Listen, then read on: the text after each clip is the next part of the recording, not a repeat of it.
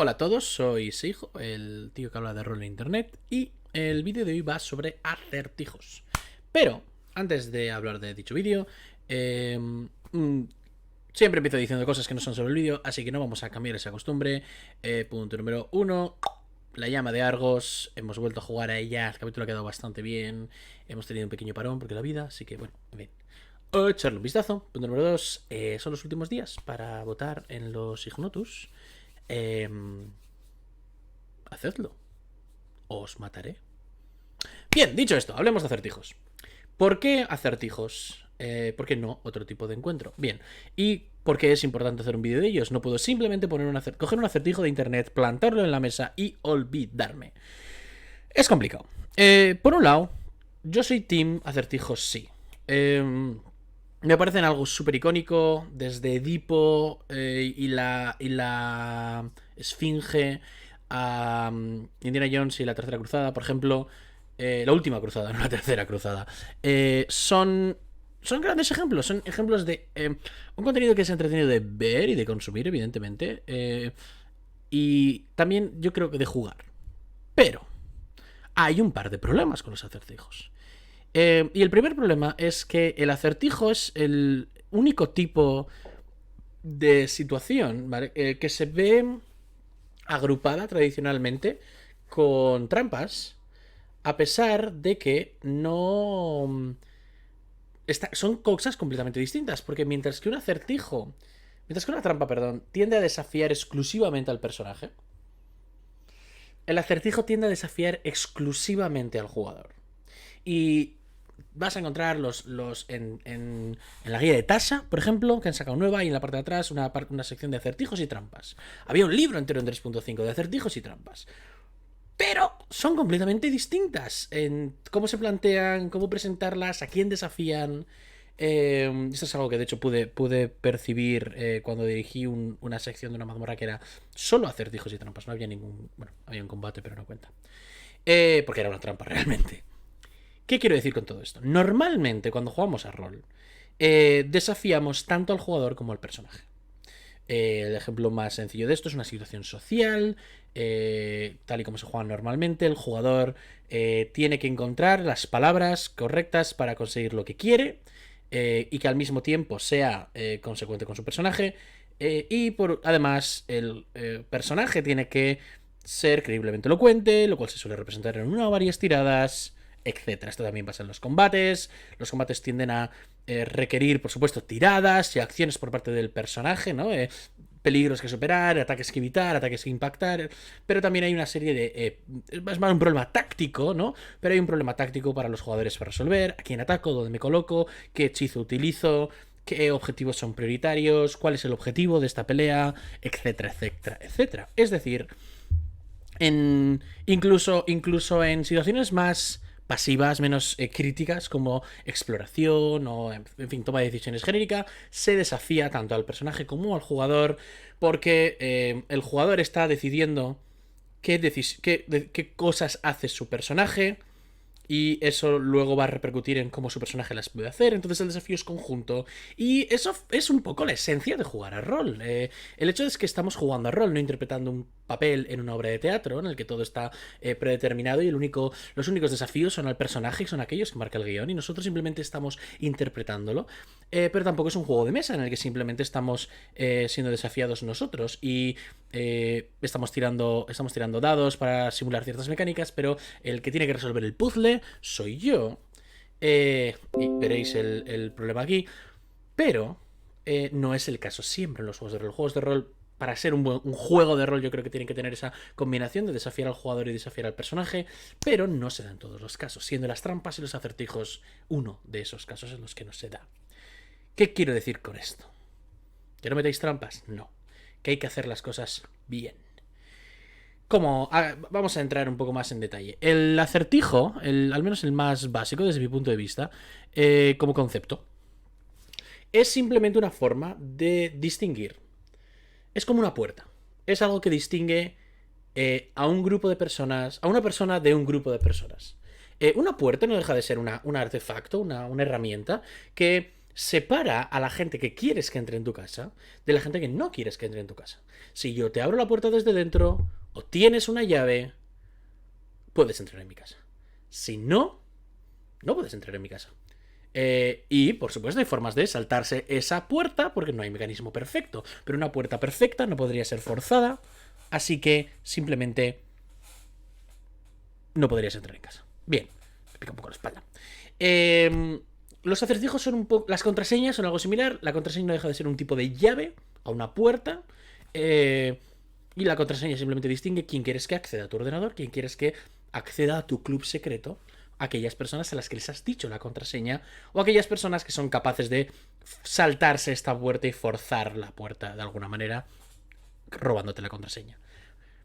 Son sistemas de seguridad y son imperfectos, por supuesto. Ahora, un acertijo es una forma de hacer exactamente lo mismo cuando el diseñador de dicha puerta no conoce o no puede conocer a las personas individuales que van a tener, a que quiere que crucen, pero sí sabe cuáles son las características que esas personas quieren, ¿sabes? Que quiere que esas personas tengan. Es un poco como un examen. Un examen no deja de ser una puerta. Un examen, estoy pensando concretamente en selectividad, no deja de ser una puerta que quiere distinguir. Selectividad es la prueba de acceso a la universidad en España. Se sigue llamando selectividad, creo. No es más que una puerta y que quiere filtrar qué jugadores, qué alumnos cruzan a la carrera en función de su capacidad académica. Exactamente lo mismo. No es exactamente lo mismo, pero el concepto detrás de todo es el mismo. Es los que diseñan el examen de selectividad no saben qué alumnos quieren, qué alumnos van a responder bien y qué alumnos van a responder mal, pero saben qué cosas creen que son adecuadas para que el alumno conozca y van a preguntarlas y van a utilizar esto para permitir a la gente acceder o no. Al menos esa es la teoría. Luego los sistemas funcionan mal, como todo, pero esa es la idea detrás de la idea. Bien, un acertijo en tu mundo, por ende, debería ser eso. Y entonces se convierte en una pregunta muy importante. ¿Quién ha escrito, quién ha puesto ese acertijo? Y empezamos a entrar en ejemplos, en mi opinión. Porque no es lo mismo si eres Edipo y estás yendo a la ciudad y una esfinge te hace una pregunta, porque la esfinge es la persona que está decidiendo, es el ente, que está decidiendo quién cruza y quién no. Y la idea de con Edipo es que la esfinge era cruel y no quería que nadie cruzase, se los quería comer a todos. Entonces, o al menos eso es lo que yo recuerdo del mito. Entonces, Edipo sorprende a la esfinge. La teoría es que el acertijo es tan difícil que solo Edipo, que era súper brillante, podría haber pensado en esa respuesta. Es una forma de hacerlo. La esfinge, sin darse cuenta, está seleccionando para inteligencia. Pero hay varios problemas. El primero es, como ya hemos dicho, nuestros personajes y nosotros no están siendo desafiados de la misma manera. En un acertijo como el de la esfinge, no, el personaje no está siendo desafiado at all. Y de hecho, os animo a que pongáis una esfinge de las que hace preguntas y se come a la gente que las responde mal en la puerta de la siguiente ciudad y bombardear a vuestros personajes con acertijos de preescolar. O acertijos de no preescolar, pero en fin, acertijos, adivinanzas. Como en el Hobbit. Las plantas ahí. Vas a ver como algunas veces el mago va a resolver la adivinanza, pero otras veces el bárbaro de inteligencia 8 va a resolverlas. Porque estás desafiando solo a los jugadores. ¿Esto es bueno? ¿Esto es malo? Crea un potencial punto de frustración muy justificable. Que es... Hay tres posibilidades realmente. Posibilidad número 1, un personaje que es razonable, que resuelva el acertijo. Resuelve el acertijo. Todo bien.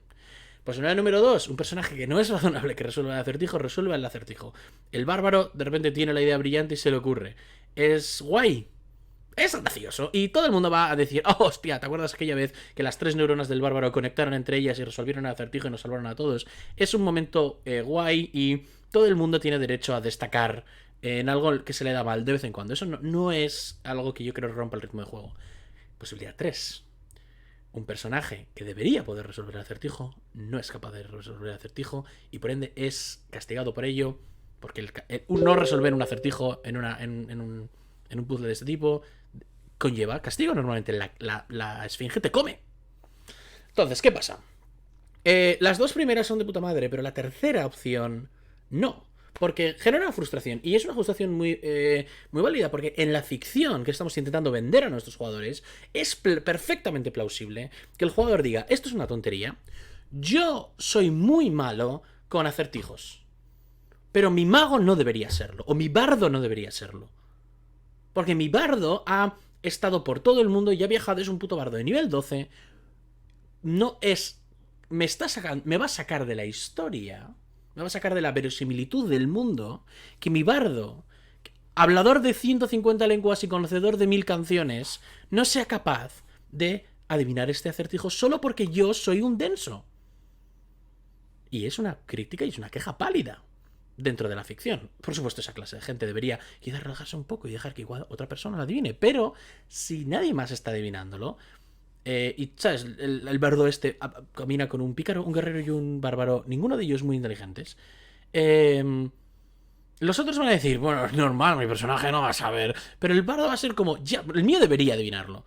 Y si tú le dices: tienes razón, hazme una tirada de inteligencia, hazme una tirada de historia, hazme una tirada de lo que sea, y saca un 25 y entonces digo: la respuesta es esto, y el digo la respuesta, eso no es divertido, porque la diversión del acertijo radica en el adivinarlo.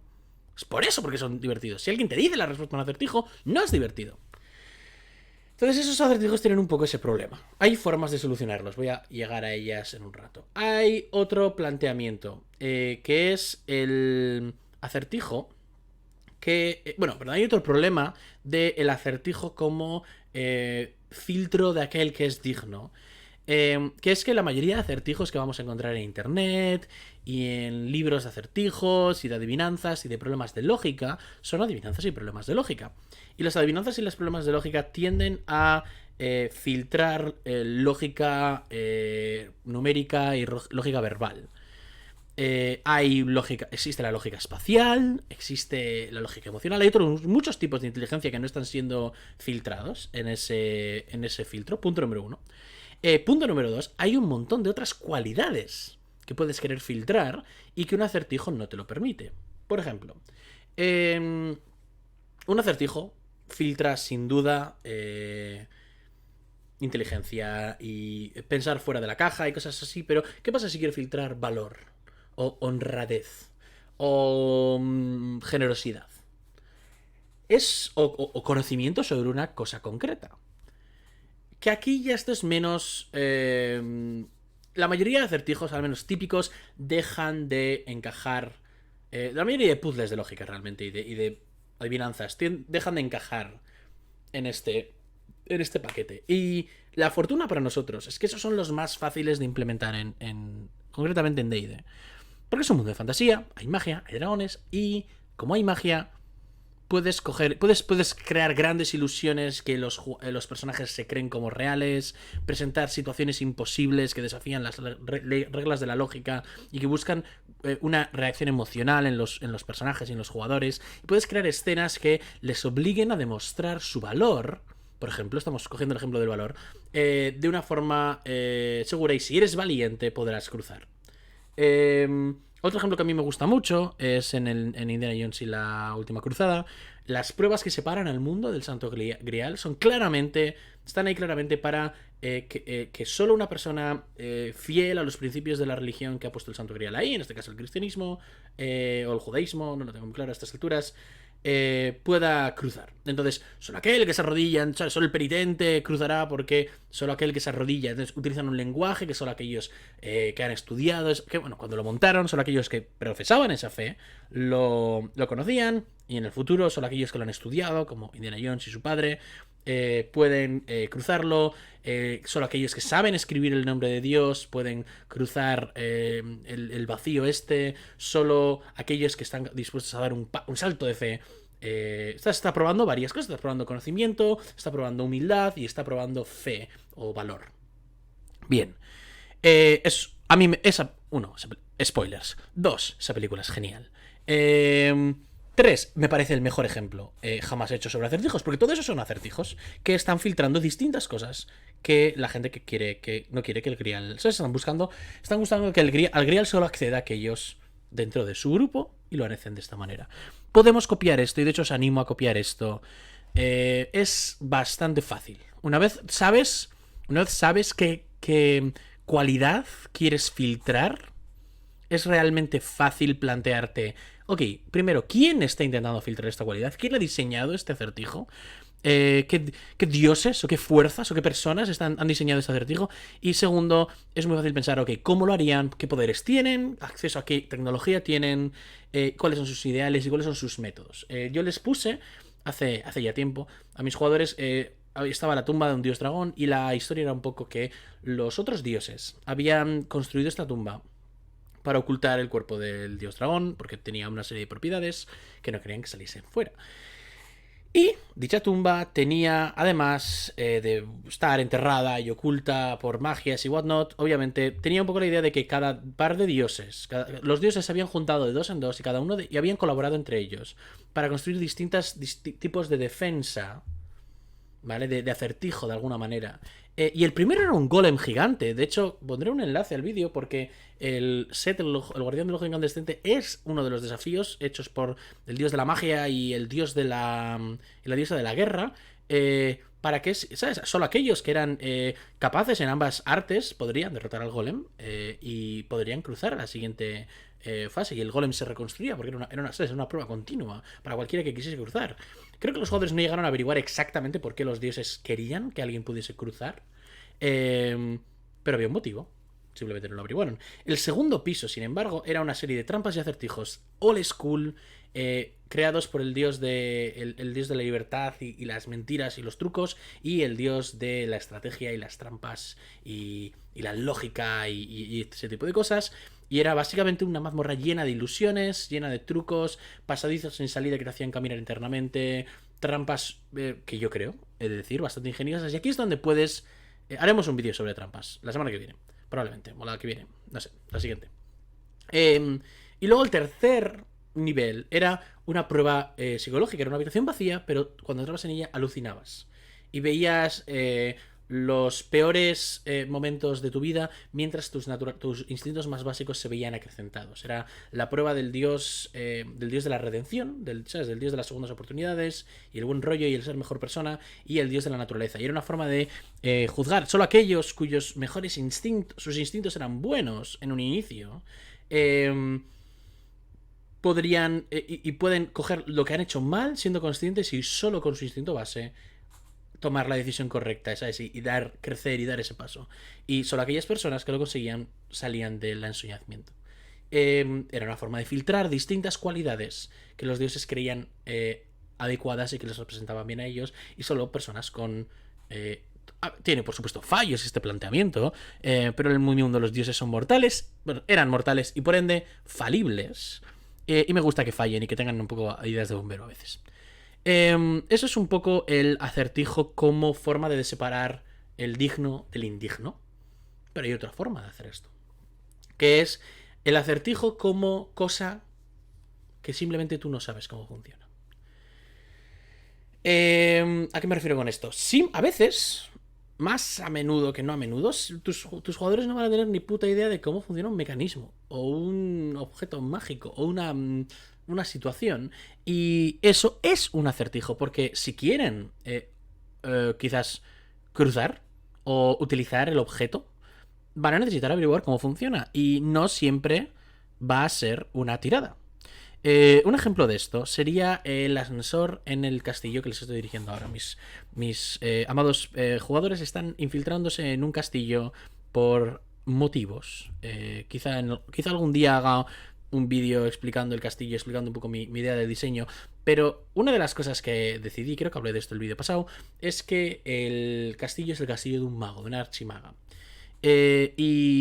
Por ende, y tiene dos torres. Entonces, una cosa que puse fue que la forma de viajar entre piso y piso de la torre eran unos ascensores, que son ascensores mágicos, así lo que hacen es básicamente teletransportarte a los distintos pisos, ¿sabes? De una torre a otra incluso, y arriba y abajo. Entonces, lo que yo planteé es simplemente que cuando entran al ascensor hay un panel con 6 símbolos que... ¿sabes? Son los botones, pero a diferencia de un ascensor moderno en el que hay un botón por cada piso, este esto queda patente que cada botón se debe pulsar más de una vez. Esto es algo que creo que han deducido.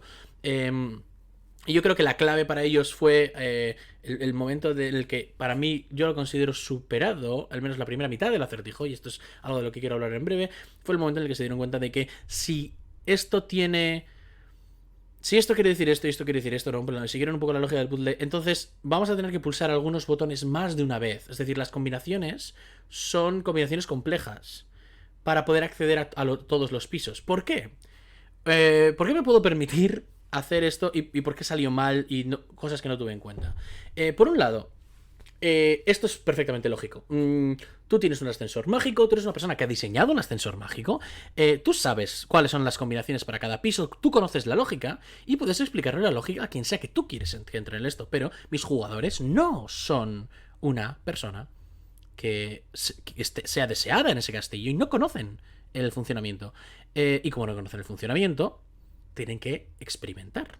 Porque no hay ningún manual de instrucciones de cómo usar un ascensor en ninguna parte del mundo. Y si la hay, no entiendo el por qué. Porque cualquier persona que tenga que coger el ascensor sabe utilizar un ascensor. Es algo que se nos enseña de pequeños en este mundo moderno lleno de ascensores que hay. La dueña del castillo, quien quiere que use el ascensor, le ha enseñado a usar el ascensor. Pero mis jugadores no son esa persona. Entonces, esto es la primera parte. Ellos ya han deducido los botones, hay que pulsarlos en distintas combinaciones y te llevan a distintos sitios. Hay que pulsar cada botón más de una vez. La lógica la tienen. Ahora les queda averiguar cuál es, digamos, o sea, tienen los principios de la lógica. Les queda la segunda parte, la parte más peligrosa en este caso, que es, tienen que coger, montarse en el puñetero ascensor y probar. Y averiguar cuál es la lógica detrás de cada secuencia. ¿Qué quieren decir los símbolos? ¿Qué pasa? Y este es el fallo de diseño del ascensor. Que yo sé que si bien hay habitaciones peligrosas y hay habitaciones problemáticas para ellos, y si las prueban absolutamente todas, la aventura se va a desarrollar de una manera, porque, ¿sabes? Los enemigos van a acabar descubriéndoles por H por B, pero ellos tienen un plan. Entonces, para ellos lo ideal sería que hubiese una especie de puñetera guía, una tablilla en la pared, diciendo, piso 1, los símbolos, vestíbulo. Piso 2, los símbolos, no sé qué, biblioteca, o alguna cosa así. Pero obviamente eso no hay, porque ¿sabes? Esto es un castillo habitado por 3 personas con acceso a estas torres. No necesitan una guía, lo saben y punto. Entonces, tienen que probar. Lo que pasa es, yo como persona que ha escrito la mazmorra, sé que muchas de estas salas son salas que están vacías de enemigos, que están llenas de información, pero no todas ellas. Entonces, desde mi punto de vista, es una cuestión de probar, y cuantas más veces pruebes, más probable es que acabes en una habitación en la que no quieres acabar, y por ende, ¿sabes? Averiguar la lógica de las torres cuanto antes, o de la forma lo más segura posible, es hacerlo con el mínimo número de intentos posible. Y ese es un poco el principio detrás del puzzle. Una cosa que fallé a tener en cuenta es, y me di cuenta de esto hablando con mis jugadores más adelante, me fallé a dar cuenta de que para ellos no hay para ellos todas las salas son mortales, potencialmente. No lo saben. No saben qué sala es qué, no saben en qué sala está el malo, porque se está infiltrando, entonces les falta información. Y eso hace que la ausencia de una pista lógica, que no tiene sentido que haya en el mundo, pueda ser frustrante. No todas van a salir bien, chicos. Soy el vivo ejemplo de eso. Pero yo creo que es un muy buen ejemplo de cómo puedes plantear un acertijo, un puzzle, que no requiera... que desafíe tanto a los personajes como a los jugadores. En este caso, realmente el desafío del puzzle está en los jugadores, pero el averiguar cuál es la lógica, el ir a los sitios es un desafío para los personajes, el cómo lo vas a hacer igual es un desafío para los personajes. Y sí que me da la sensación de que funciona a un nivel como acertijo, funciona a un nivel que no encaja, digamos, de forma sencilla. O sea, que encaja de forma sencilla en la lógica del mundo. Yo creo que eso es algo muy importante. Porque una cosa que a mí siempre me saca es que, fuera de específicamente una esfinge griega que, por lo que sea, está obligada a preguntarte un acertijo antes de atacar, O alguna ley, ¿sabes? Como Gollum, no sé si tiene que obedecer a algún tipo o es pura neura. Siempre me resulta extraño no poner simplemente una puerta. Una puerta real, necesitas una llave, necesitas conocer esta palabra y no dejar pista alguna. Porque una cosa que me mata siempre, y hablaremos de trampas mañana. Bueno, mañana, la semana que viene. Una cosa que me mata es cuando entras en la mazmorra y es una mazmorra hostil, es una mazmorra en la que tú no deberías estar, como es el castillo, y te encuentras con un acertijo. Y hay pistas en la sala que te permiten resolver el acertijo. Porque si mi puerta se abriese con una llave, y no. O sea, si mi puerta en vez de abrirse con una llave, la puerta de mi casa se abriese con una llave, en vez de con una llave, con una contraseña, yo no tendría una rima puesta en la pared. Simplemente me aprendería la puta contraseña de memoria. Eh, y sé que hay gente que se apunta a la contraseña en papeles y los deja a lo de los ordenadores y cosas así. O sea, sé lo que la gente lo hace. Pero a mí me saca mucho cuando me lo encuentro como jugador porque no acabo de verle la lógica. Me gusta que los acertijos filtren de una forma lógica y filtren de una forma creíble. Y yo me puedo creer que los dioses o los magos o quien sea que haya montado esta mandanga quiera filtrar ciertas características y estoy dispuesto a que mis personajes no tengan dichas características, a que yo no tenga dichas características. Y estoy dispuesto a enfrentarme a ese desafío porque es un desafío interesante. Pero no me acaba de convencer el concepto. ¿Sabes? Las pistas están ahí porque el máster quiere que lo resuelvas. Y si las pistas están bien contextualizadas, y pondré un ejemplo ahora, me parece que están guays, pero si las pistas están mal contextualizadas o no tienen sentido lógico, no me acaba de cuadrar en el mundo y me saca un poco de la narración. ¿Cómo son pistas bien y mal contextualizadas? Si yo hubiese puesto un panel con qué hay en cada piso o con la lógica detrás del ascensor, eh, eh, culo, pirulo, no. Porque hubiese sido, ¿por qué hay un panel aquí? En plan, esta señora que es maga no sabe cómo funciona su puñetero ascensor. Sería raro. Pero mi máster, Ikan, nos planteó una situación similar en la que estábamos en la Torre de un Mago y había una serie de combinaciones que había que poner en una cosa para ir de un piso a otro. Básicamente le he copiado la idea. No me escondo. La suya solo iba de piso a piso, la mía va de torre a torre también. No estoy defendiéndome. Pero una cosa que hizo él es que nos plantó, ¿no? La primera pista, la pista que nos permitió resolver el asunto, fue una combinación correcta que nos iba a llevar a una sala donde había otras pistas, evidentemente, y un diario escrito por una persona de fuera de la torre que estaba intentando resolverlo y su razonamiento. Básicamente nos dio las pistas en el razonamiento de una persona que estaba intentando resolverlo sin pistas y que se había tirado ahí un montón de tiempo. Básicamente teníamos un nuevo jugador en nuestro equipo que era un tío muerto hace 150 años que había intentado resolver el mismo acertijo. Eso funciona, porque eso tiene lógica en el mundo. Alguien vino aquí, quiso meterse y dedicó semanas y meses a buscar la lógica, a probar, a hacer prueba y error, y ha llegado a estas conclusiones y luego murió. Estas son sus conclusiones. Con sus conclusiones puedes no hacer prueba y error 150 veces.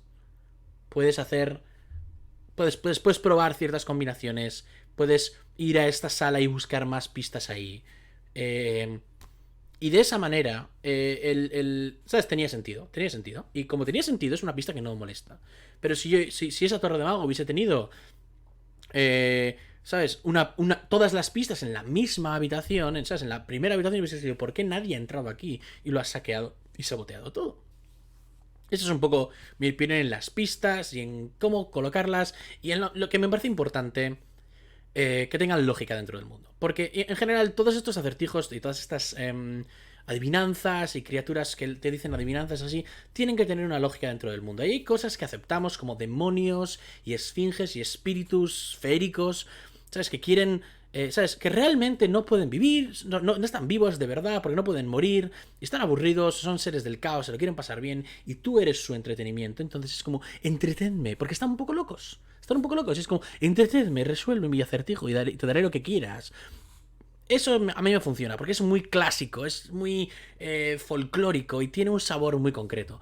Pero que lo haga una persona, por ejemplo, me resulta extraño y no me gusta. Tampoco me gusta, ya estoy aprovechando ya de resumir el vídeo, tampoco me gusta que los acertijos sean solo de lógica numérica verbal, me gusta que haya acertijos de lógica visual, me gusta que haya acertijos de que sabes, que estén probando otro tipo de cosas como actitudes o rasgos de la personalidad, sabes, valor, de ese tipo de cosas. Me gusta mucho.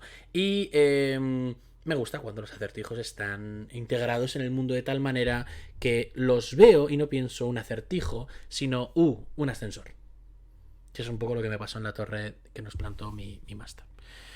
Ese ha sido el vídeo.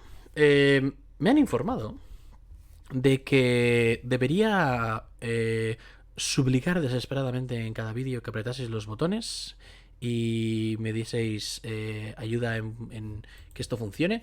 Me sale raro decirlo, así que supongo que haremos la prueba hoy. Apretad a todos los botones, dar like, suscribiros, etcétera, etcétera, etcétera. Y muchas gracias. Sabéis, aparentemente también es raro que la gente llegue hasta el final de los vídeos, así que gracias por ver hasta el final del vídeo, de yo hablando sobre estas chorradas.